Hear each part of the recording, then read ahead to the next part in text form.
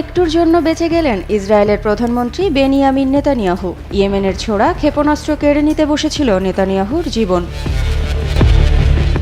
ইসরায়েলের রাজধানী তেল আবিবের গুরিয়ন বিমানবন্দর লক্ষ্য করে সরাসরি ক্ষেপণাস্ত্র হামলা করে ইয়েমেন।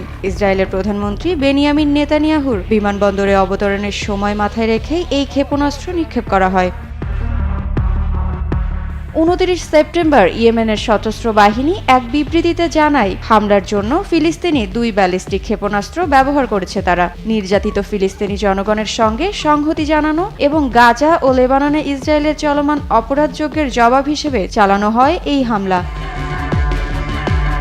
এদিকে সংবাদ মাধ্যম মেহর নিউজের প্রতিবেদন অনুযায়ী ইয়েমেনের সামরিক মুখপাত্র বলছেন, শত্রুদের অপরাধের প্রতি প্রতিক্রিয়া জানাতে প্রতিটি স্তরে প্রয়োজন অনুযায়ী ব্যবস্থা নিতে এবং গাজা ও লেবাননের প্রতিরক্ষায় অবদান রাখার জন্য কোনো দ্বিধা করবেন না তারা। গাজা ও লেবাননের বিরুদ্ধে আগ্রাসন বন্ধ হলে তবেই তাদের অভিযান বন্ধ হবে।